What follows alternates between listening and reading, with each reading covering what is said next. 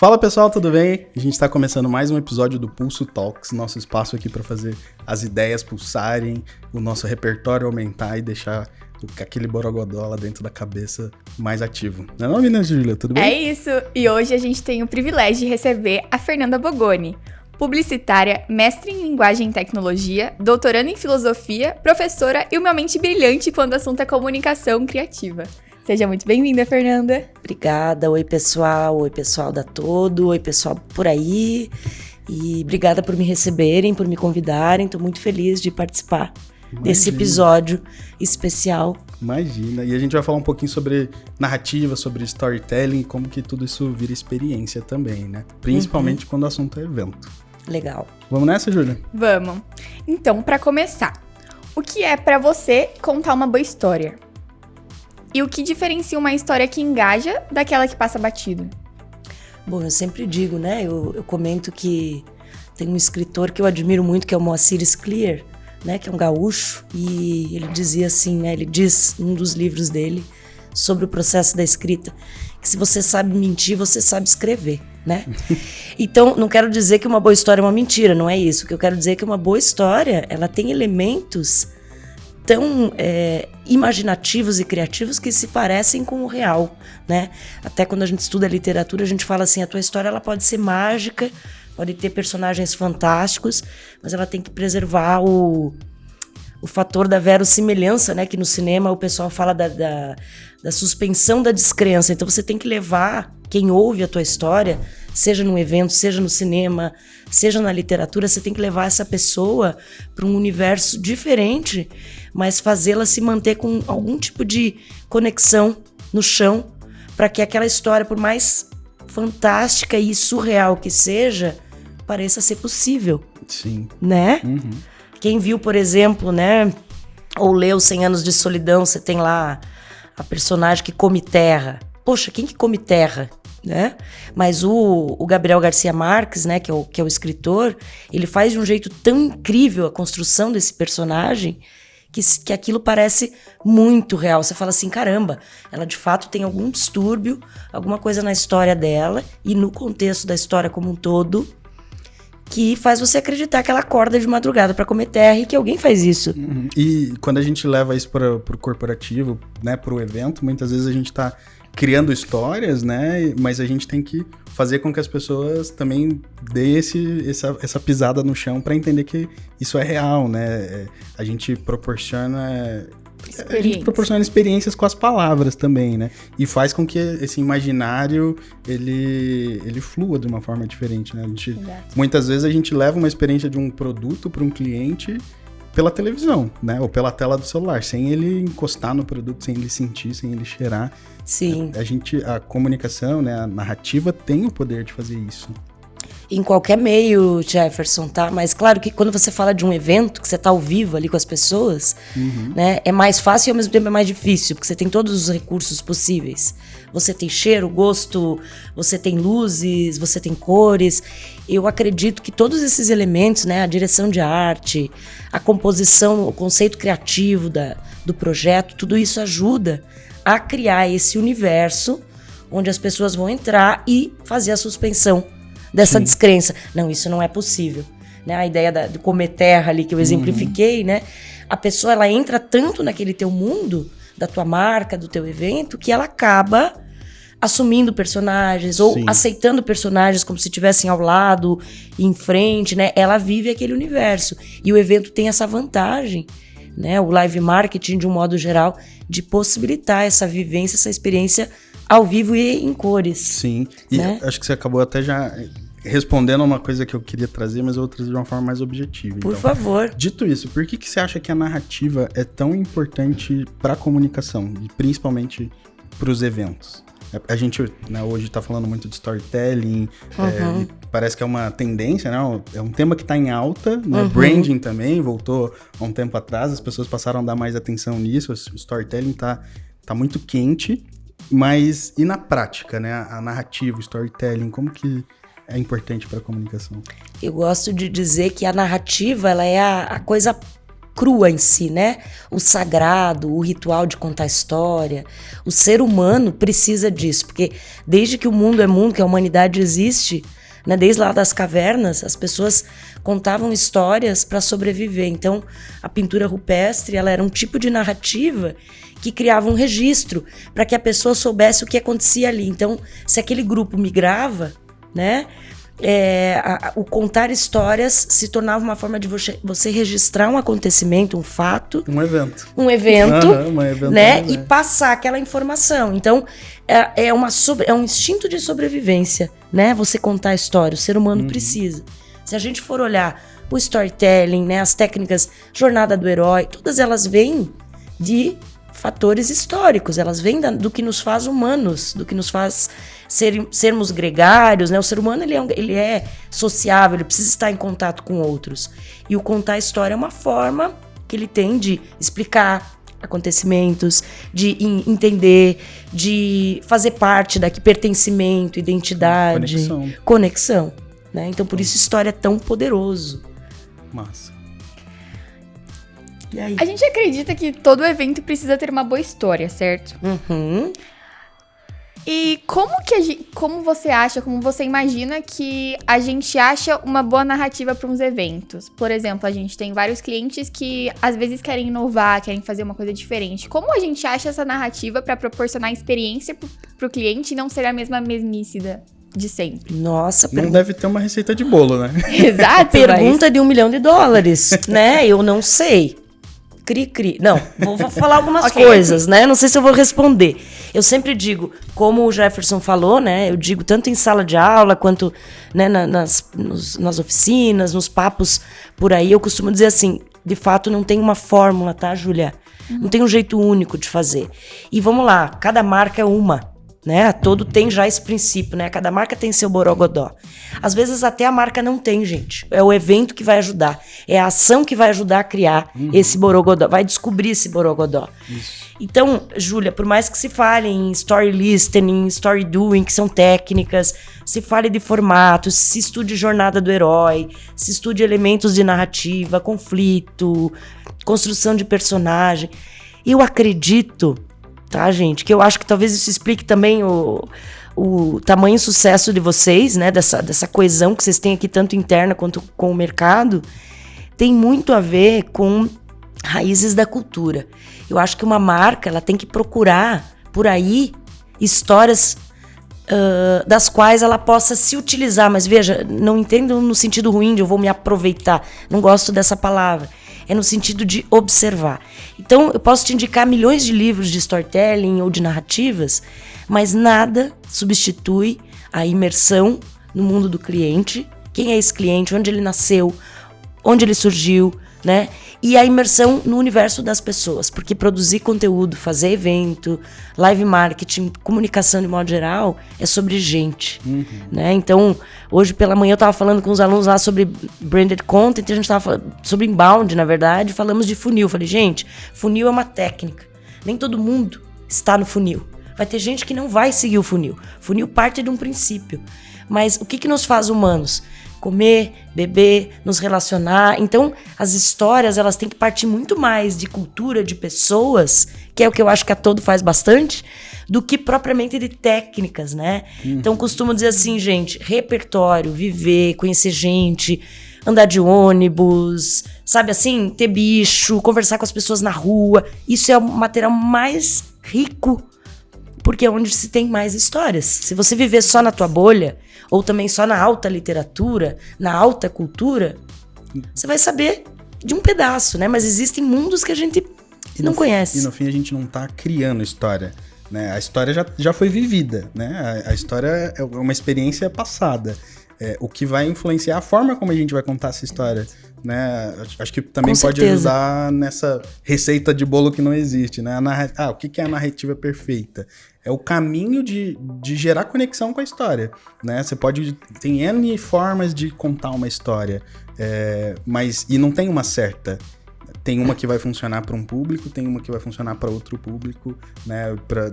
Diferente, né? Dependendo da idade do produto. Com Existem certeza. muitas formas de contar a mesma história, mas essa conexão vem da narrativa, né? Da forma como a gente conta essa história. Os elementos que você vai usar, visuais, verbais, se vai ter música, se vai ter luz, né? Se aquilo de fato, porque tem histórias que vão te emocionar e tem histórias que não vão te emocionar. Qual é a história que vai emocionar o teu público? Falando em história que emociona, eu queria saber de você, das suas experiências, de um projeto, né, ou uma campanha que você tenha trabalhado que te emocionou, que foi marcante para você. Você tem essa conexão com alguma marca, algum produto que você tenha trabalhado?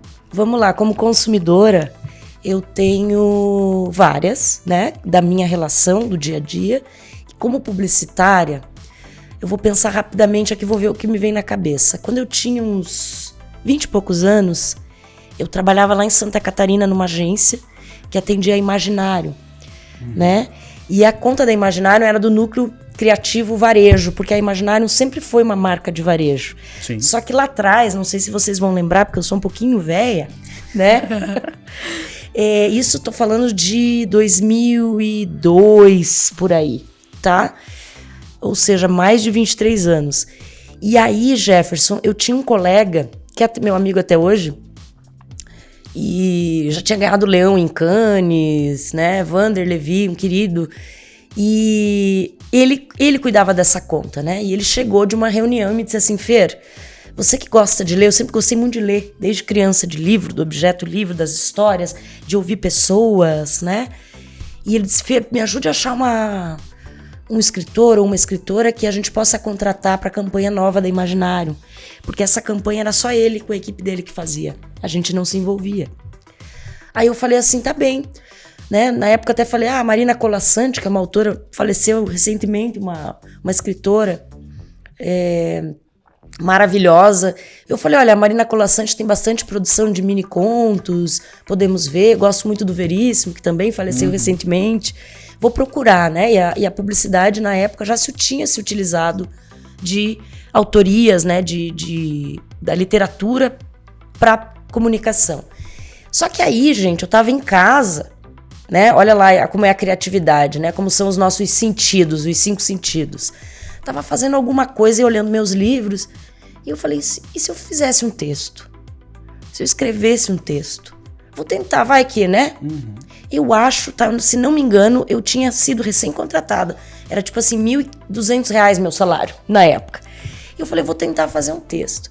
E aí eu fiz um texto que o Vander falou assim, Fer, eu adorei, eu vou levar pro cliente. E aí ele me disse, olha, bateram palma na reunião. Eu era super jovem, né? Tava começando. Você pode fazer todos os textos da campanha inteira. Então eu passei o ano. Na época nós fazíamos vinhetas pra MTV, né? Finada MTV. Uau. Fizemos muitos anúncios de revista, trips. Trabalhava muito com revista, né? Fizemos postais nas lojas. Eu recebi cartas de lojistas. Eu recebi presentes de lojistas. Eles me deram presente pra gastar na loja. E pasmem, a Imaginário nessa época, ela ainda era uma loja de decoração. Depois dessa época, ela começou a migrar para um público mais jovem, que é o que ela é hoje, né? Que tem os nichos, os geeks, a coisa do... né? Podem ver o mix de produtos que eles têm hoje, não era o que acontecia na época. E eu tenho guardado os postais, as coisas que eu ganhei. Fiz uma camisola, um texto que foi para uma camisola, que né? massa. E o pessoal fala assim, você ganhou dinheiro? Não. Eu não ganhei dinheiro, mas o foco não era dinheiro, gente.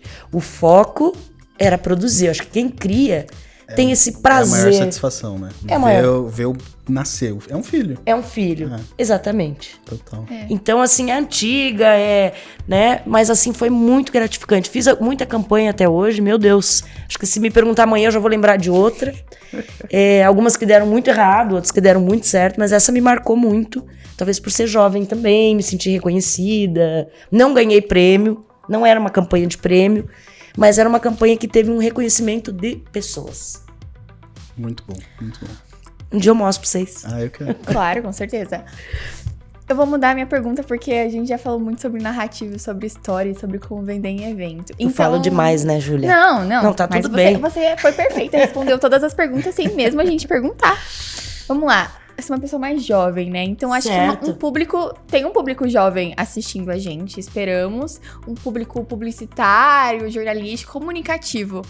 Isso aí. Você estava falando que você teve uma inspiração, um feeling e começou a produzir. Aham. Como você acha que é achar esse feeling? Como você acha que é achar esse ponto, essa iniciativa, digamos assim, um start? Essa é uma angústia que eu tenho, né? Da onde vêm as ideias? Eu tinha um diretor de arte que trabalhava comigo, né? Ele era um parceiro e ele dizia assim, Feira, as ideias estão acabando. Vão acabar as ideias. E a gente tinha essa angústia. Mas quando você fica com o cliente por muito tempo, né? Você sabe Difícil. Já todas as datas que vão vir, tudo que ele quer E pior, esse ano matamos a pau no evento e o ano que vem, o que nós vamos fazer? É verdade. Porque nós temos que surpreender a nós mesmos. Pensando no próximo. É difícil, Júlia. Eu era uma criança esquisita, né? Eu costumo dizer assim pros alunos, né? Pessoal de criação é esquisito. Qual é o motivo dessa esquisitice? Se você for voltar lá na história, é o que eu estudo no meu doutorado, né? Eu tento entender o motor da criação hoje com inteligência artificial, né? A partir de um filósofo específico. Nem vou entrar nesse assunto, que nem eu sei direito sobre o que eu estou estudando. Mas essa é uma angústia que eu tenho, porque o que move uma ideia? Da onde ela vem, né? Na nossa área, ela vem de um briefing, ela vem de uma marca. Mas os profissionais, eles têm que encontrar o seu caminho de se inspirar. Eu, Fernanda particularmente, eu gosto muito de ler. Então eu acho que a leitura, ela me alimenta. Mas eu conheço gente que sai fotografar, eu conheço gente que toma cerveja, com todo respeito, né? Sem fazer né, apologias ao uso de psicotrópicos e afins, não é esse o objetivo, né? Mas assim, cada um tem um ritual. Eu acho que não é um segredo, nenhuma fórmula. Eu acho que o criativo, o profissional de criação, ele tem que procurar encontrar o seu jeito. Né? Ai, não gosto de ler. Se você só lê livro técnico, você não vai aprender nada. Porque não se fala de gente ali. Se fala de teorias que foram testadas e consolidadas. Mas se você não lê literatura, se você não observa fotos, gente... baile funk. Sempre vai ter uma referência em algum lugar, né? Eu sempre ouvi dos meus professores e até em casa, acho que minha mãe falava muito disso pra mim, que tudo na vida é o repertório, né? A bagagem que a gente vai colocando na nossa mochilinha. E é muito doido porque eu sempre fui muito curioso, então quando eu comecei a dar mais atenção pra isso, todo lugar que eu ia, uma viagem, um show, eu ficava observando, mas por que isso tá assim? Por que assado? E por muitas vezes, fazendo um projeto, essas ideias voltam na cabeça. Tipo, nossa, em 2019 tenho certeza disso. Eu fiz uma viagem assim e eu vi isso dessa forma. Vamos tentar fazer? Vamos. É muita referência, né? É o inconsciente. Nós temos um inconsciente pessoal e um inconsciente coletivo. O pessoal é o teu, são as tuas pastas. E o coletivo você já nasce, né? Da tua ancestralidade. Então você já tem formatos e tipos. É daí que vem os arquétipos, é daí que vem Jornada do Herói, né? Que esses caras vão lá e catalogam. A própria mitologia é um lugar de onde se tiram muitas teorias. Mas eu concordo com você, eu acho que cada um tem a sua caixinha e você tem que alimentar essa caixinha, né? Se você ficar... E outra, preconceito zero, você tem que consumir de tudo, você tem que estar aberto às possibilidades. Né? Tem gente que viaja pro mundo inteiro e não é criativo. E talvez só viaje por viajar ou pra conhecer, mas o que a gente vai absorver daquilo ali, cultura, né? Tirar. Né? Cultura é tudo. Totalmente. Já viram aquele Quem Quer Ser um Milionário, que o menino vai respondendo as coisas da vida? Sim. Né? Então é isso, o repertório é isso. Eu ia te perguntar sobre um conselho, né? Uma provocação pra quem quer ter mais esse borogodó, mas eu acho que isso fala muito, né? A gente parte das referências. E até pra quem nem sabe como começar, talvez leia livros técnicos, se é uma pessoa mais técnica e não se acha criativa, começa no Pinterest, abre uma conta no Pinterest, vai vendo coisa legal, vai guardando, vai salvando. É um processo, né? Depois tem gente que gosta de desenhar, tem gente que gosta de anotar. Mas já que você já deu essa dica, já entrou nessa do repertório, o que você acha que... Lógico, não tem um fator, né? Mas o que influencia nas pessoas guardarem a memória de uma história? Olha, veja, eu acredito que se a gente partir, né, dos elementos da narrativa, a gente analisar grandes narrativas, tô falando de cinema, tô falando de música, tô falando de comunicação, né? Eu sempre dou exemplo, né? Eu uso lá a Madonna e o Michael Jackson, que foram precursores no uso de narrativas, por exemplo, em videoclipes. E na época aquilo era um estouro, a gente ficava esperando passar na MTV para ver a historinha, né? O que marca, né? Se você falasse, o escritor tal, é o estilo que ele escreve. O outro é o conflito da história, é a virada da história. O outro é o personagem. Então, se a gente estuda narrativa, né? Eu sempre digo, uma boa narrativa, ela tem pelo menos 5 elementos, né? Ela vai ter os personagens, ela vai ter o narrador, ela vai ter o conflito ou ação, ela vai ter o enredo em si e ela vai ter a resolução, tá? Vocês vão encontrar por aí milhões de teorias, 7 elementos da narrativa, 9 elementos, porque aí eles vão destrinchar isso. Mas não existe história, tá? Eu me confundi um pouco. Volta. Os elementos da narrativa: personagem, narrador, tempo, espaço e enredo. Por quê? Porque toda história acontece com alguém, é contada por alguém, se passa num lugar, num tempo específico, e ela tem um enredo onde você vai ter conflito, ação, né? Por que eu tô dizendo isso? Se eu encontrar uma amiga na rua agora e falar assim, gente, deixa eu te contar uma coisa. Hoje eu fui lá na Todo, gravei um podcast com um pessoal muito legal. Foi assim, assim, assim.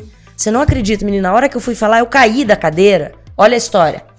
A história tem personagem, tem alguém narrando, tem um lugar onde se passou, tem um tempo, né? Foi ontem, foi hoje, e ela tem um grande acontecimento, que é o que a gente chama de conflito, clímax, ação, aí são objetivos, aí nas teorias, que é o quê? É o que acontece, é o que resolve, né? A curva narrativa. Então, são esses elementos os principais. Então, você vai ter histórias em que o narrador é o grande lance, você vai ter histórias em que o personagem é o grande lance, você vai ter histórias em que o tempo é o grande lance. E pode ser também que isso mude de pessoa para pessoa, né? Talvez alguém pode se conectar com um fato que aconteceu, enquanto outra vai... Mas onde é que foi mesmo? Isso. Né? E as pessoas se atentam a coisas diferentes também, né? Porque, por exemplo, você pode gostar de épicos. Eu não sou muito ligada em épicos, né? Mas você pode adorar, então você vai gravar o que acontece lá em Troia, não sei o quê, né? Mas são elementos fortes da narrativa. E histórias sempre tem que ter um acontecimento que se resolva, ou não. Ou não. Né? Às vezes não, quem sabe. Infelizmente, o nosso papo chegou ao fim. Já! Foi muito bom trocar com você, você é Dava maravilhosa. pra ficar mais umas 3 horas. Dava, pra ficar muito tempo. Bora! Fica um convite pra galera que tá assistindo a gente contar histórias com mais intenção, mais sensibilidade, com muito ziriguidum e muita cultura também. Não vamos esquecer da cultura, galera. É tudo. É tudo. Obrigado, menina Júlia. Muito obrigada. Obrigado, Fer. Adorei, Obrigada, gente. Fer. Muito obrigada. Também ficaria mais umas 3 horas. Adoro falar, como vocês perceberam. Nós adoramos falar também. A gente também. E valeu. E a gente se vê no próximo episódio do nosso Pulse Talks. Beijos.